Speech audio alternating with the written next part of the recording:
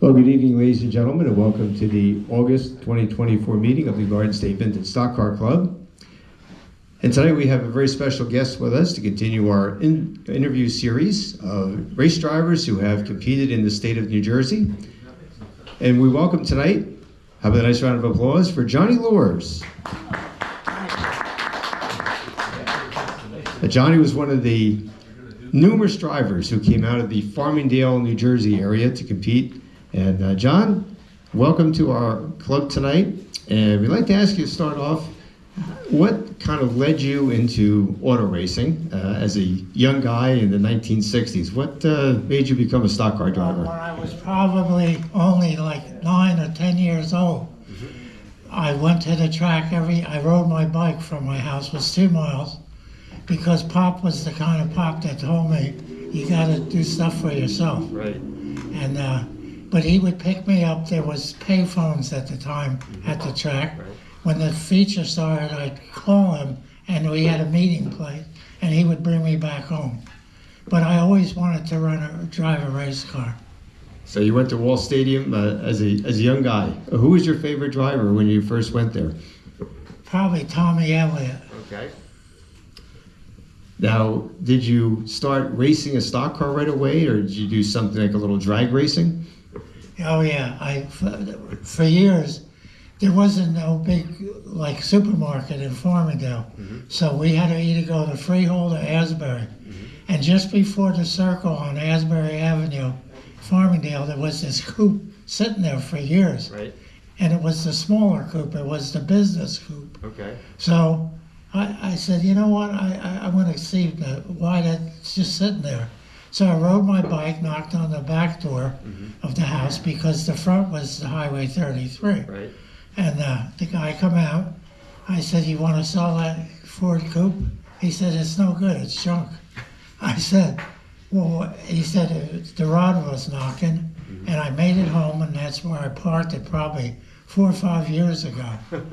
I said, well, I could use it. Do you have a title? He says, yeah, I have the title. But he said, I'll give it to you, but you got to get it out of here for me. Everybody wants to charge me to take it away. Right. So I was friends with Pat Keeley, and his father had a service center, and he had small wreckers. Right. Pat says, we'll get it for you. I said, but all the tires are flat. He said, I'll bring the dollies, don't worry about that. Good. And I was only 2 miles away to my house. And what I did, I put you could buy kits back then to put different motors in different cars. Right. So I put an Oldsmobile rocket motor in, overhead valve. Okay. I bought all the adapters and everything. And yeah, we did have a racing thing in Farmingdale. We would meet at Mauser Sinclair and go somewhere back road.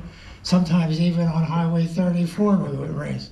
And but then the police came around. Right. We had no Howell police then. We only had state troopers. And they warned all our kids.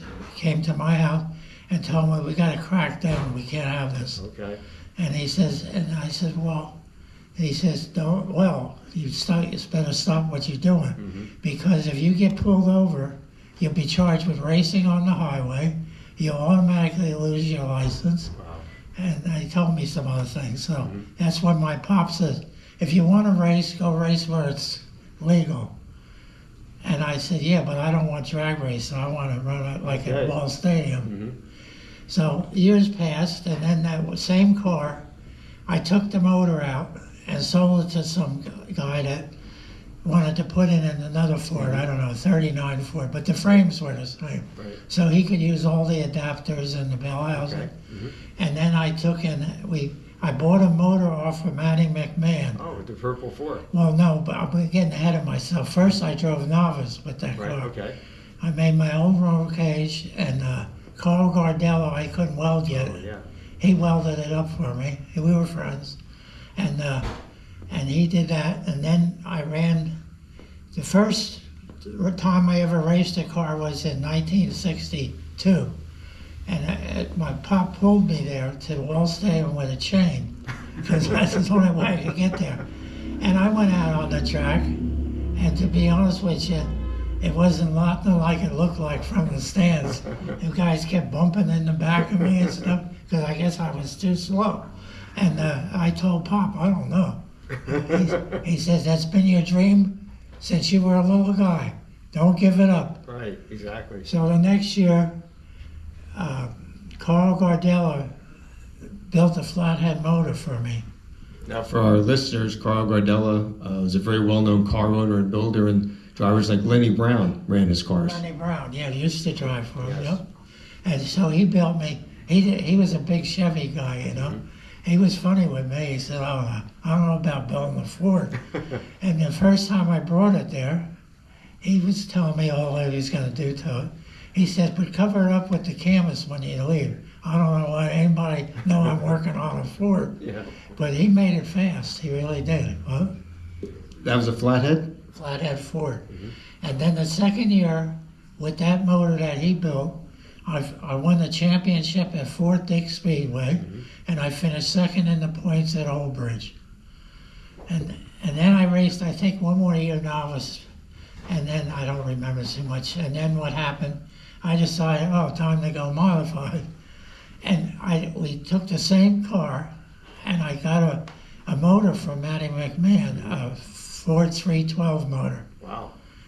But he was a friend, Oh, yes. and he showed me how to work with the injection and all that stuff. I said, why are you giving up? He said, because everybody's going big cubic inches now.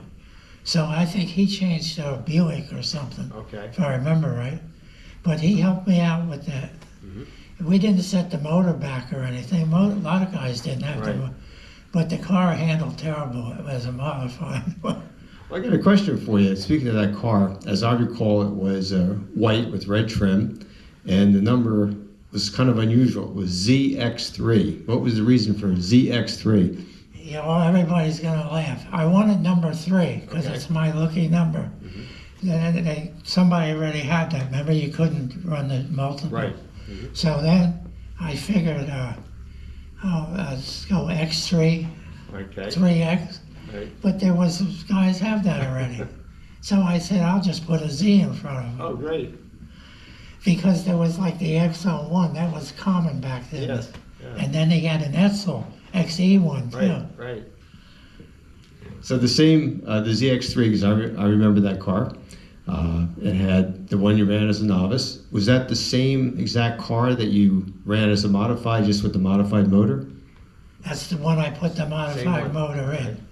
Okay. Yep, and the quick change rear. Right. But So how did you do that first year in modifieds? not so good. And then I got in a wreck, Oh. and it bent the chassis pretty bad. And my future brother-in-law, Ralph Mosler, said, let's build a different car, a new car.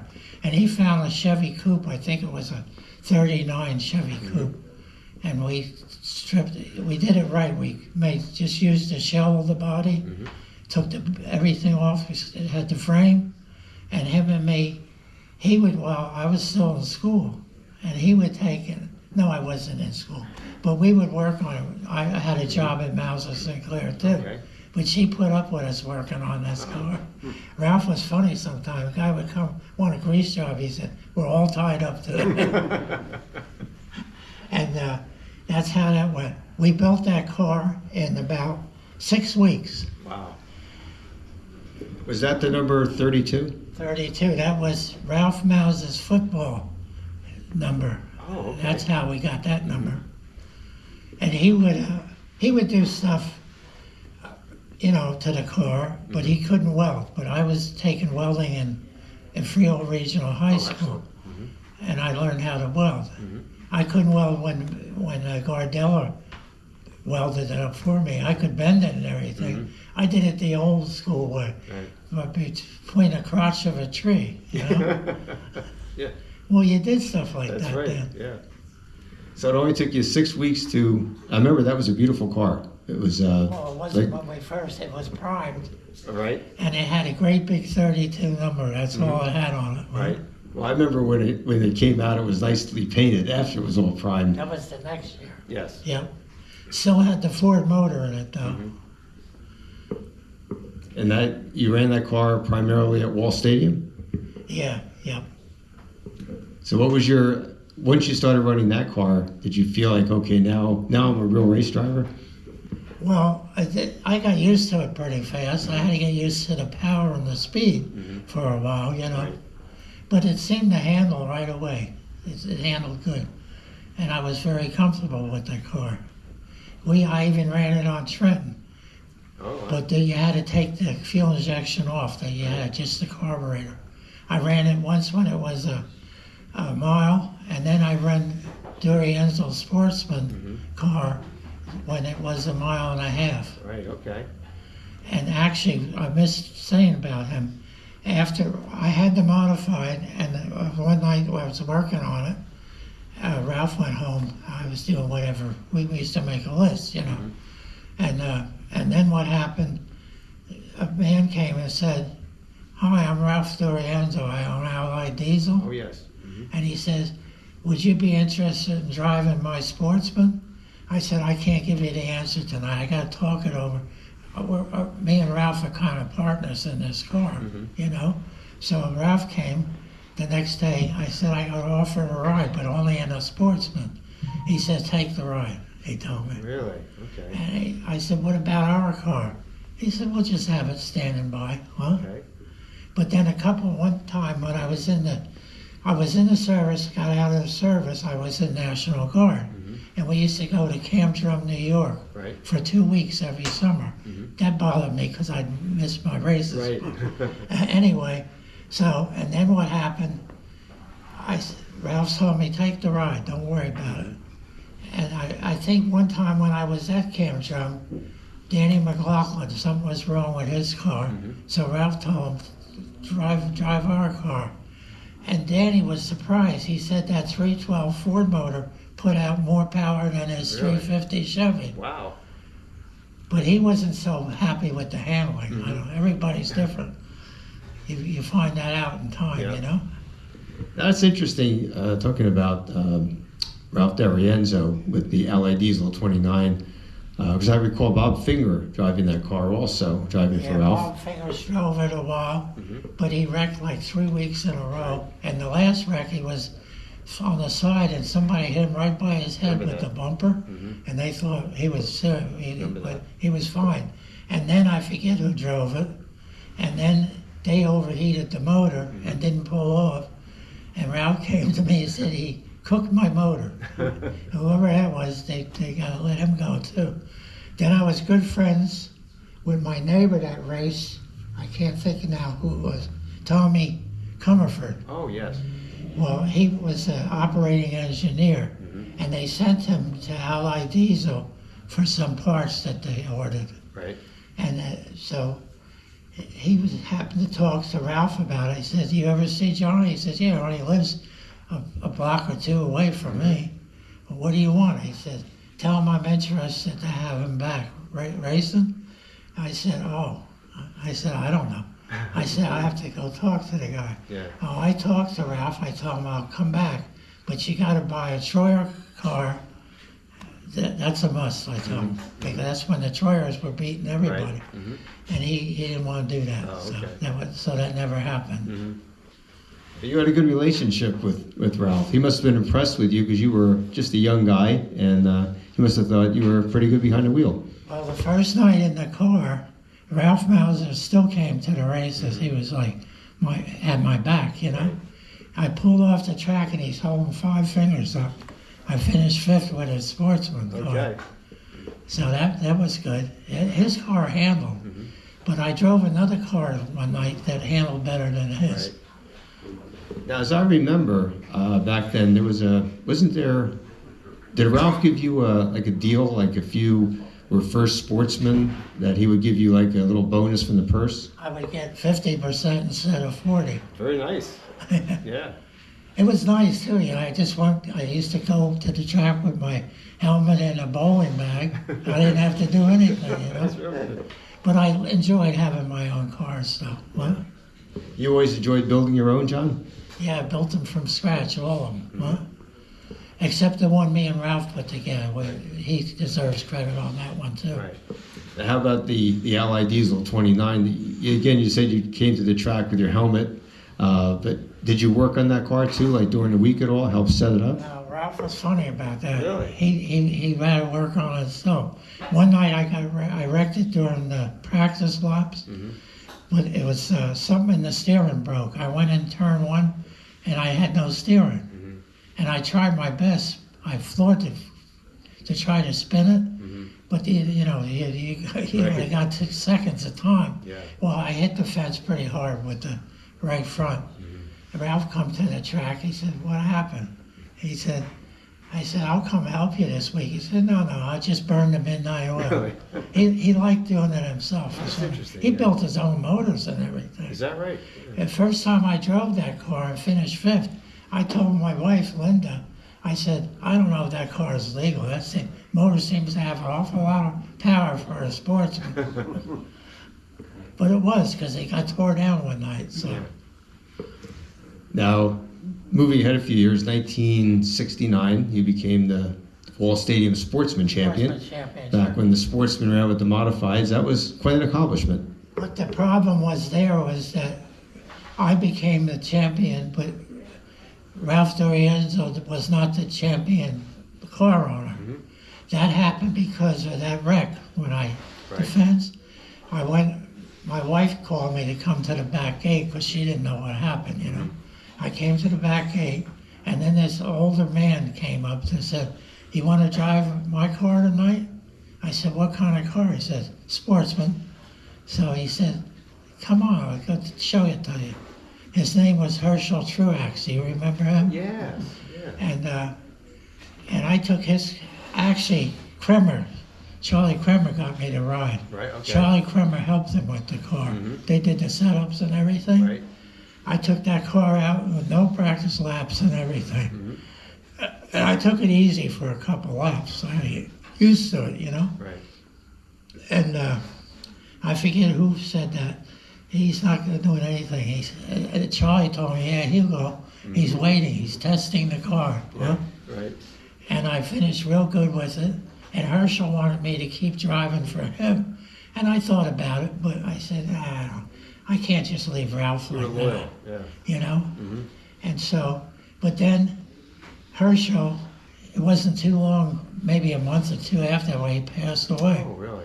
He had a bad heart at the track. He used to take them glycerin pills all the time.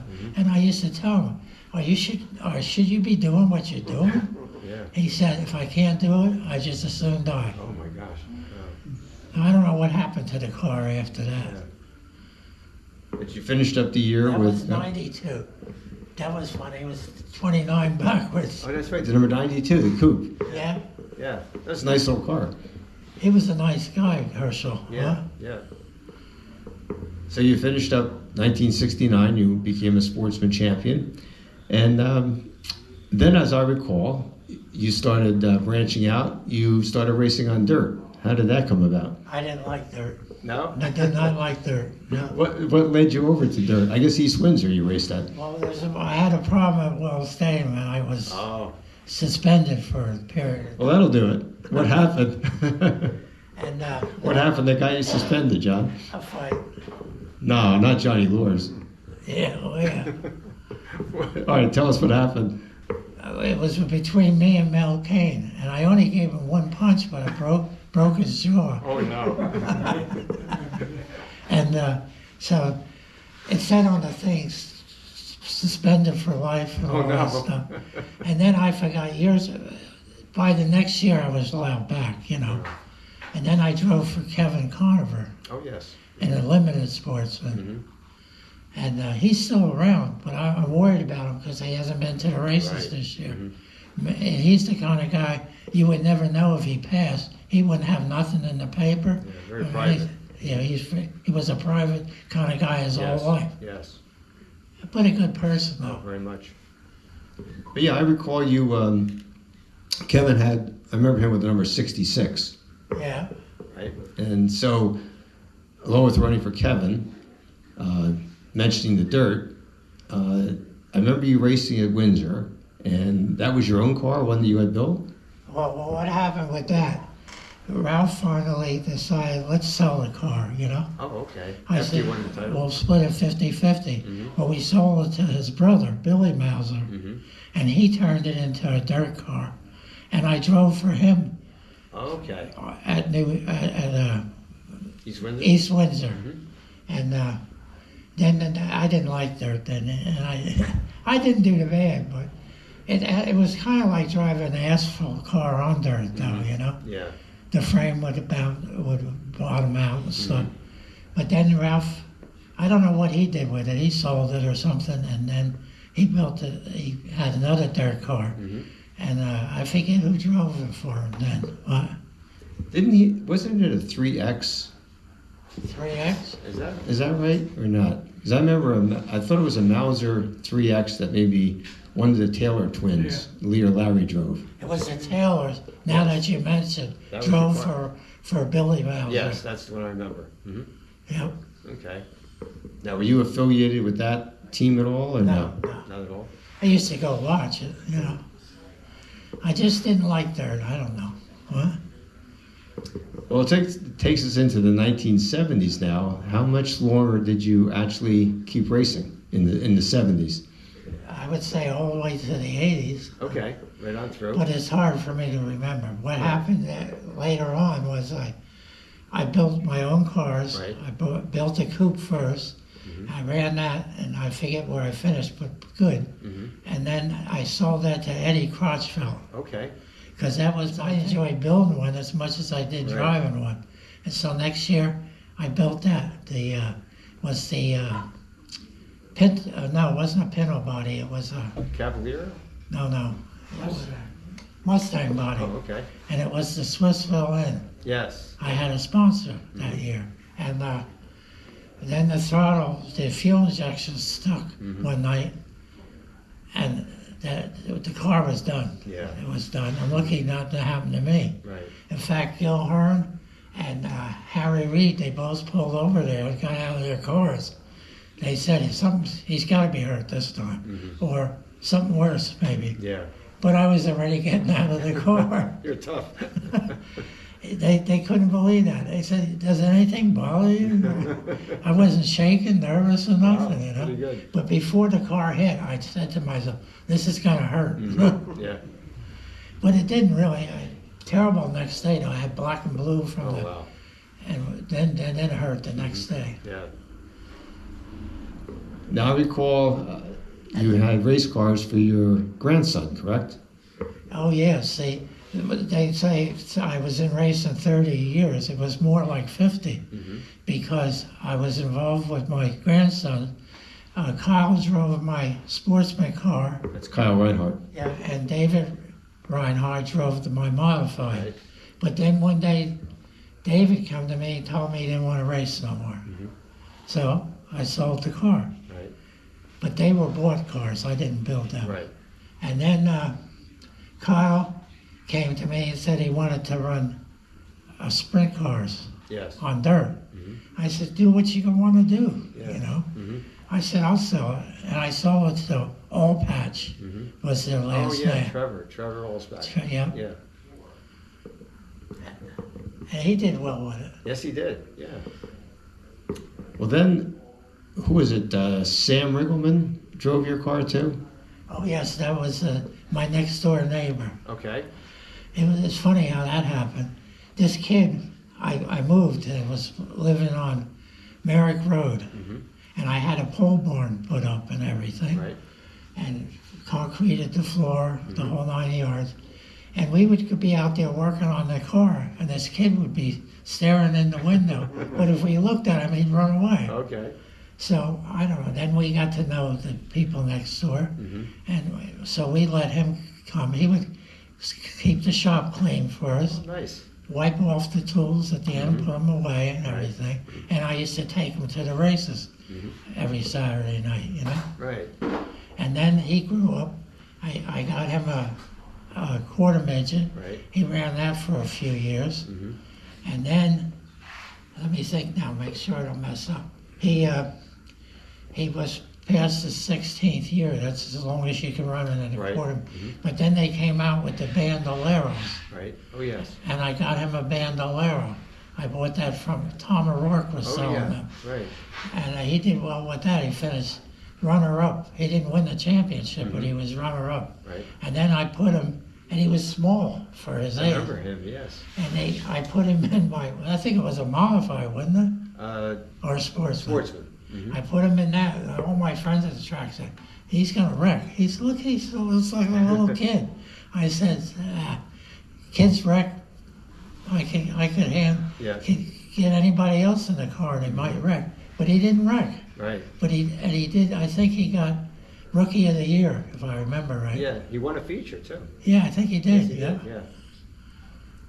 How long did Sam drive for you? I remember him, running for a few Only years. a couple of years, because they moved away. They lived Okay. down in Pennsylvania. Well, by then now, you mentioned Sam drove a quarter midget.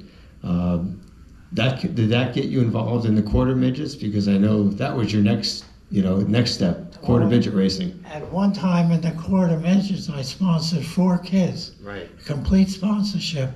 Their paraphernalia, their anything they needed, supplied the car, bought the tires, everything. And but then they started growing up and became, like you say, 16. They Right. couldn't do it anymore, and that's how that went. Huh? But and now I got a new guy driving my quarter midget. Christopher Simmons. Yep. And you know what? I can't understand. I was praying. I believe in prayer. And I was praying every night before I went to sleep, please send me a kid that I could help a quarter midget racer. Because I still have that up here, you know. And I said, probably not going to happen because I don't affiliate with kids anymore, you know. I had foster kids at one time. I drove a school bus at one time. But that was when I was around kids, you know. I didn't think it was going to happen. Then one night, Tom came to see me in the stands. And I said, yeah, that's me, Johnny Luhrs. I said, and he said, see the little guy over there? That's my grandson, and he wants to race. But I don't know if we should get a go-kart or a quarter midget. I said, if you got a go-kart, you're on your own. I told him that's not a race car. And I said, if he's quarter midget, I'll help you. But I can't do physical, I can't do a lot of lifting or anything. And then Jimmy caught wind of it somehow. Jimmy Blewett? Yeah, and we are running a car that belongs to Jimmy Blewett, 76. Right. And that's how that went.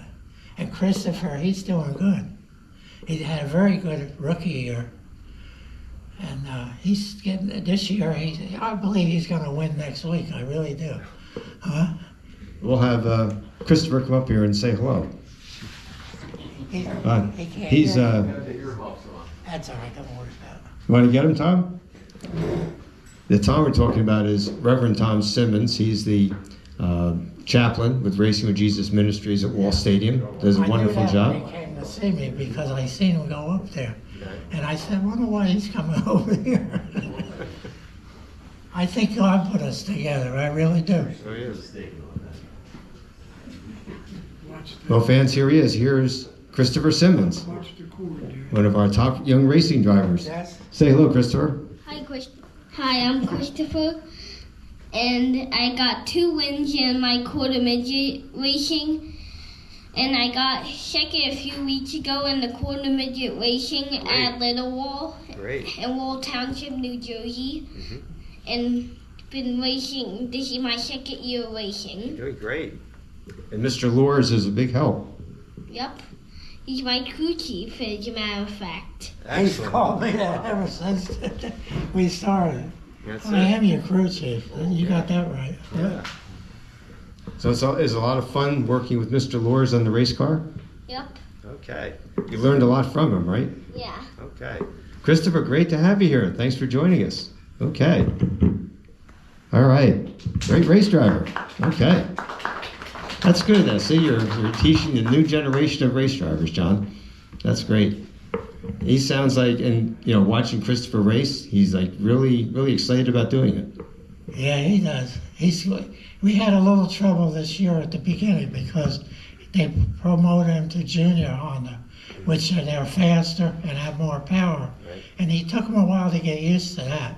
But then I to other people, I said to them, I don't know when this kid's gonna mash down on the gas, They said, don't rush it. That's the right. worst thing you can do. Someday he's gonna make his mind up. It's gonna be like you turn a light switch on, and it happened in one of our practices.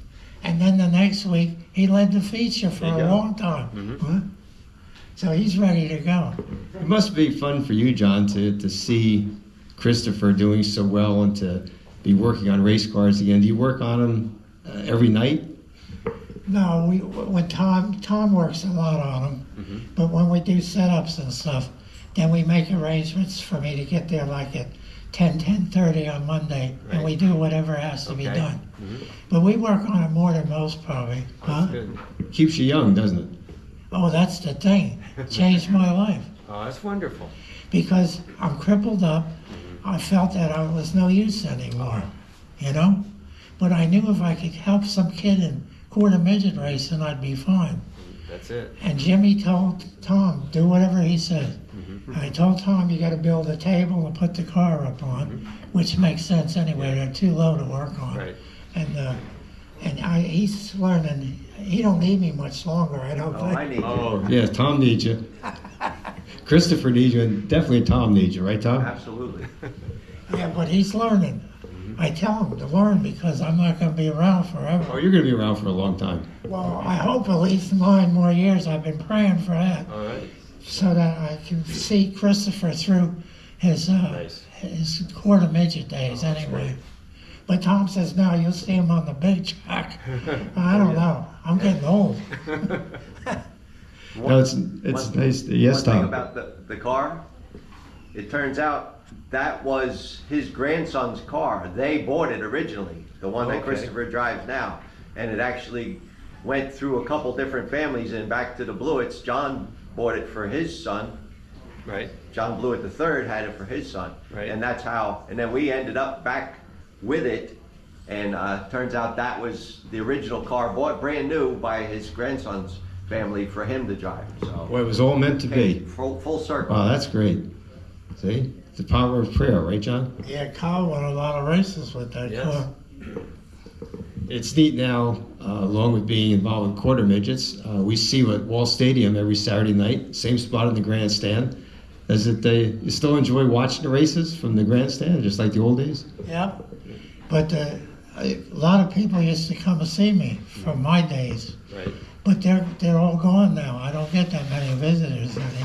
But I do get visitors now from the younger people from That's the it. quarter midget track. They come. That's You right. should see how many come and see him. That's right. That's it. He's popular little kid.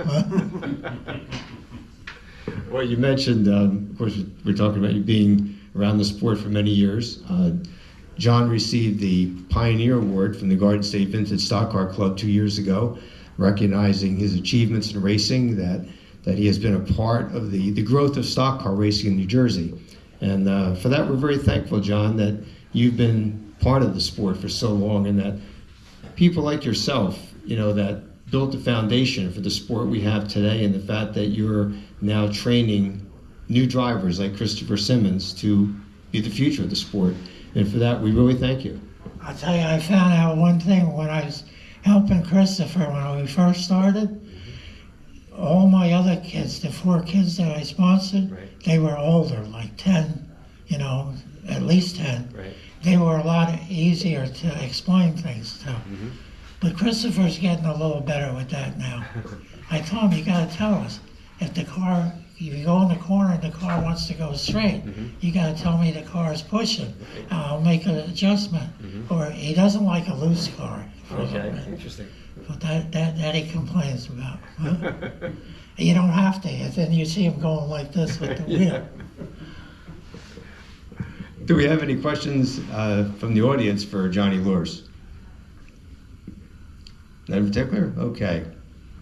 Well, John, thank you so very much for being here. It's a Left real one pleasure. guy out though. Oh, okay. Who's that? I did drive for Roger Jones for a while. Okay. Tell us about that. That was the Roger and L.C. Jones special. And the car had all kinds of power, but it didn't handle. It was a hard car to drive. But he kept fooling around with independent suspension in the front, and I guess he never got it right. So then finally I didn't want to drive it anymore. And then I forget who he had. And I think he had Danny McLaughlin driving it for a while. Very good.